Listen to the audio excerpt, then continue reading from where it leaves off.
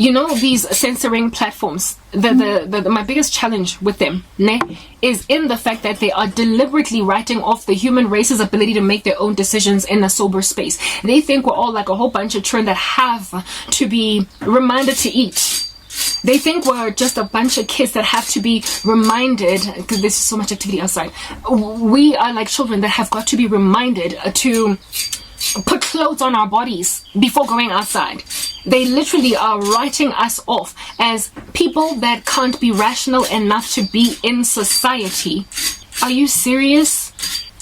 People that are rational enough to be in society without basically messing up how things have always operated. Think about a child, that very child that I was speaking about. Even a 5-year-old kid is not going to be content to go outside butt naked at the mall, walking around with all of their body parts exposed to everybody. They might be young, but they understand basic principles of how to be a person in society. So as a mother, to imagine that in the absence of you surveilling your 5-year-old child, this kid might just go outside naked is to undermine the cognitive capacity of a 5-year-old. Whereas YouTube doesn't even underestimate the cognitive capacity of 5-year-olds. They are underestimating the cognitive capacity of grown people. We get that there are people that rock up on social media and speak a whole bunch of rubbish. That's how cults are born. People follow cult leaders for no rational reason at all. But we call them cults for just that. First of all, they are anomalous on the outliers of society. Most people don't subscribe to them. And if anybody at all is responsible in a family that has a family member that belongs to a cult, they will highly likely raise it and say, John, I think you belong to a cult because of A, B, C, D, and P, and Q. And so there will always be sound, reasonable voices in society to say, you belong to a cult and you need to stop. And if that person doesn't stop, they get written off indeed as on the outliers of society, as anomalous, as rare. They get written off as rare, you guys.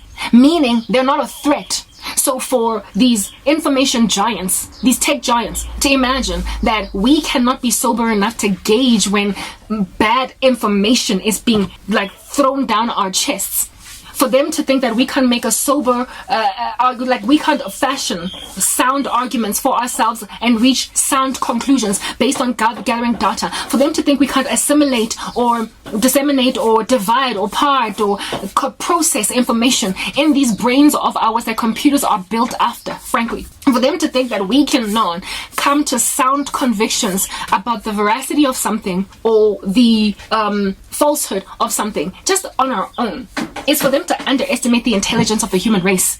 It is for them to underestimate the veracity of God's an image in us that can make a decision to just not jump off a building and trust that when you get to the bottom, you are going to have stars on your head because you saw it in a cartoon. That's the reason why most kids don't play those dangerous games with each other despite watching cartoons that do all different kinds of weird things to each other. And kids are not even as cognitively advanced as we are, and yet they don't do much of what is done in cartoons because they understand that this is not reality and this is.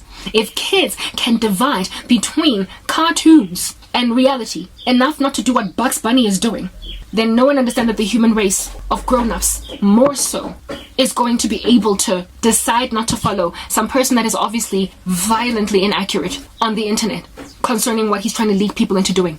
They might have a small following of fools that don't know any better, and this small following will likely have people around them that are trying to speak reason into their lives to say, I feel like you're following a cult, stop following this particular guy, it's a fad, it doesn't make sense. We can make our own decisions. We are an intelligent race. Do you understand what I'm saying? The most intelligent one among all of the fauna of the earth, and yet you tech giants literally have reduced us to babies that have just been newly born, that don't know not to go in public butt naked. They think they need to decide for us. They think that unless somebody clothes us, we are going to roll around these streets literally wearing nothing but loincloths in the mall.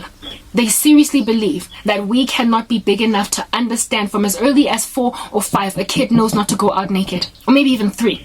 They just know that clothes are what we need to do out here in these streets. So essentially they've reduced us to babies. They say, unless we decide what information you consume, you don't get to consume it, because, hey, you could absolutely trash the planet upon listening to some lying dude. What makes you think I can't figure out if someone is lying or not? We have been able to make those decisions. They are literally sitting where they're sitting, saying that they're the only ones that are smart enough to figure out what's wrong and what's right, and so we just need to take it in our stride. That is an oppressive regime. It's satanic. And YouTube is calling the whole planet a whole bunch of infants. You are not going to be able to know who to listen to when it comes to COVID-19. You're not going to be able to know who to ignore when it comes to this experiment on TikTok. You're not gonna, like, literally, are you serious? Yes, there are going to be people that are going to follow fools, but those people are few and far between. What we use in this world to make decisions are stats. We take statistics, we take data, we collate it, and then we come up with a some kind of an output of information that suggests what should inform our next steps. We know that the human race will never ever perfectly make decisions, but largely things tend to stay. That is a proven fact within the normal distribution. Most people are going to be rational. Most.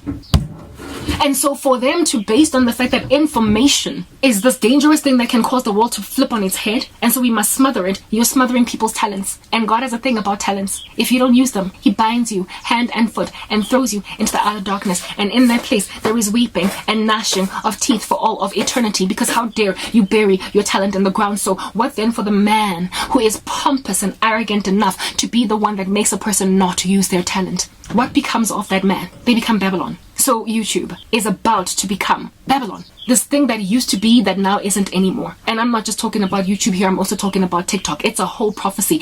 And it's a prophecy only because historically that has been what has been the case for structures that are oppressive. God has always uprooted them, even if it takes a hella long minute. So do not think you stand lest you should fall. Do not think you should stand. You stand lest you should fall. Oh Titanic, who says not even God can sink it. Do not think you stand lest you should fall. So after ranting in that capacity, I want to then go on to explain to you the Dogodzaka guys, my dreams, and what it is that I'm being threatened with because of being targeted and smothered and stymied and stifled and censored and all these different kinds of pinning me down like I'm nobody, making sure that a grown woman cannot have some kind of a viable semblance of a normal life. I won't be the person to have lost their job. I won't be the first person to have been fired without cause, but I likely might actually be the first person who cannot, because now I cannot work in corporate South Africa, try with just being left alone to do so, to do something else then. Fine, if South Africa does not want me in its workforce, do you? I don't care anymore. If anything, I don't even want to come back anymore to the workforce. You've lost me. It's done. I don't care. But you don't get to stand on my chest when then I try an entrepreneurial endeavor. Because on that day, what you're doing is saying you're not going to have a purpose, you're not going to live, Karabo. You're just going to sit stagnated, doing absolutely nothing, because I am going to make some phone calls and make sure that you die. This is attempted murder. I literally cannot say that enough. I am being refused to live. And I'm also being refused the ability to walk away from an ecosystem that hates the gospel. I am being forced to preach the gospel to Nazareth, Khorasan, and Bethsaida, when I have been longing to dust my feet off. Offenses have come to me, but woe to the one through whom these offenses have come. Understand that if you are a monolith, you are pompous to think that you can't be uprooted. All you are is something that is hard, a strong man indeed to bring down, but nonetheless you are not an omnipotent man. When you are strong, you're just strong, but you're not omnipotent. I don't care if you're Hercules or Achilles. Bottom line is, there is a heel to Achilles, and Hercules is only half God, so he is not omnipotent. You literally do not get to anticipate, given that you are this gargantuan structure that can make a couple of phone calls and thwart a person from ever living again. Do not think that if that person is in Christ, that you will perpetually stay on their chest. I can see how you can destroy the entire careers of people that don't know anything about Jesus, but I am of God, and touch not God's anointed. So whether or not I am one mere mortal, bottom line is, I can bring down 1,000 as one Christian, and if I come together with another brother or another sister in Christ, I can bring down 10,000, and that number keeps on growing exponentially, according to Psalm 91. So,